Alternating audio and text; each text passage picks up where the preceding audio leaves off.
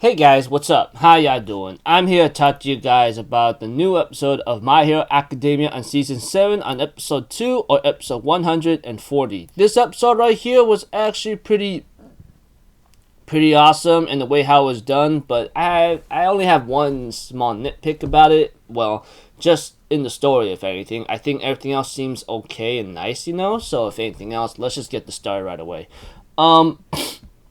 We get to see a flashback at the beginning before the opening about Star and Stripes when her first time being a hero or training to be a hero, how her power's not really as strong as she wants it to be. You get the idea. But that aside, we have to it eventually that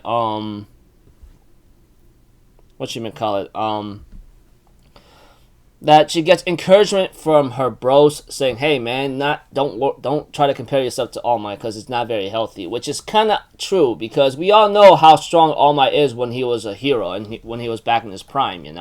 I mean, sometimes comparing yourself to him is just a way to either cause you some distress or sadness or depression, because you'll never reach that level. But that aside, we go back to the present time after the opening, and we see to it that Star and Stripe ends up managing to get the missiles and launch a powerful attack on Tomura Shigaraki. Sadly though, it did not come to easy pass, because one, Shigaraki knew something was coming up, and so he sent in a high-end Nomu that he was riding on as a distraction, And by that time, Shigaraki took advantage of that distraction and dug himself deeper underground to avoid the Tiamat missile attack, But, yeah, we have to it that everything went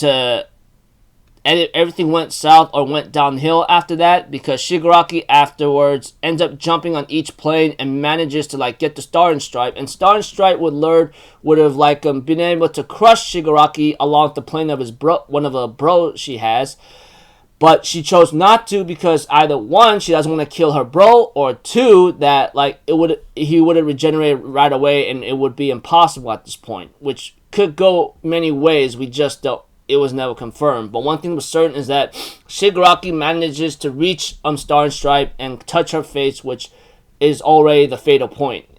And we have to it that eventually All-For-One thinks in his mind of how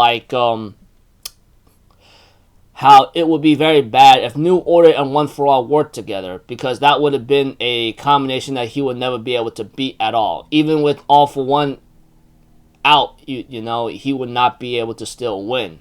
I guess that's just how threatening Star and Stripe is, because he knew that if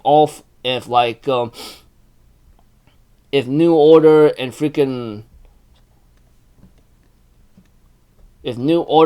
One For All were working together, it'd be something that he'll never be able to surpass or maybe even get rid of, I guess.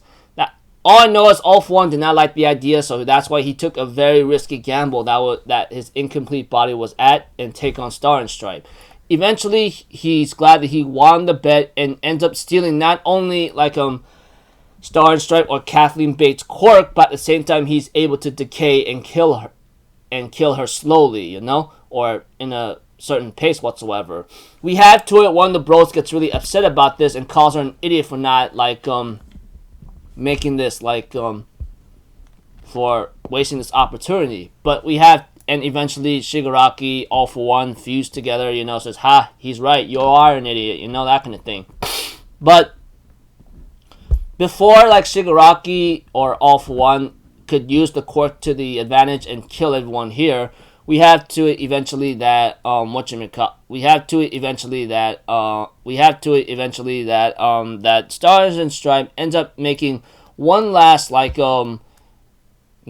gift to everyone else in the freaking to everyone else, Well, in other words, before Stars and Stripes died or before Shigaraki got to her, Kathleen Bates imposed one rule before Shigaraki could find out what it is, and that quirk is to become a virus or revolt against all quirks, and it became a deadly virus to Shigaraki and All-For-One in there, as it destroys many quirks that's attacking her and so forth, and causing a lot of damage. Eventually, the bros realizes this, and they have to take advantage of this and make don't let it go to waste, you know, that kind of thing. Eventually, Shigaraki will later on escape, you know, but he knows that this stupid quirk is actually causing him a lot of damage and needs to get out of here. And needs to give it to someone who doesn't have a quirk, you know? So, yeah, I don't know. One thing's for certain is that, like,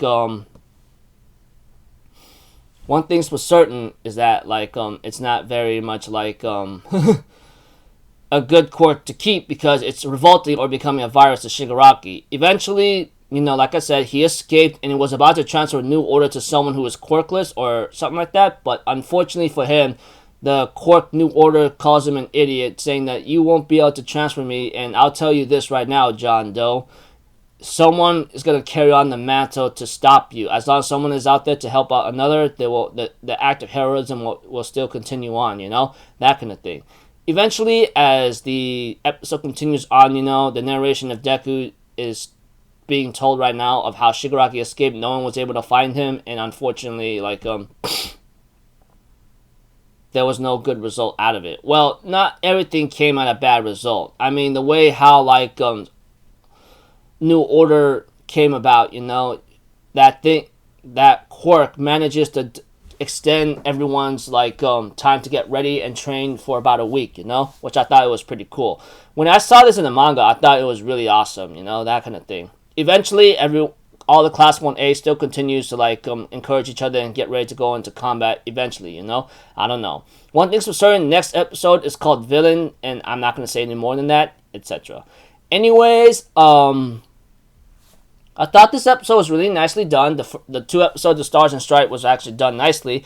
The only thing I have a big nitpicky thing about is that, like, Star and Stripe didn't have a lot of screen time or did not have a lot of spotlight, you know? She only had it for 2 episodes, so I guess in total about, like, let's see here, 40 minutes at most, you know, which really sucks here and there, but I guess that's just how it is, because if All For One is smart and not stupid at all, since he's been living for at least 100 plus years, he was not going to let this enemy that could be a major threat to his plan interfere, you know, or even try to help out Deku in One For All, because he did mention, like I said in this episode, that if One For All and New Order work together, it will have been a total game over for him, because that's just how strong New Order is, you know, etc. But, you know, like, he made that gamble and stop Stars and Stripes, but unfortunately for him, he has to be delayed about 1 week. Well, Shigaraki, that is, you know. Anyways, looking forward to next episode. Hopefully it'll be very good and so forth and nicely done. And I'm really worried about this season because we are pretty much catching up pretty fast the way I look at it. So until then, people, I'll see you guys in the next video. So I'm Alpha Zero. Have a good day. I'll see you guys next time. All right. Peace out. Bye-bye. Toot-ta-da!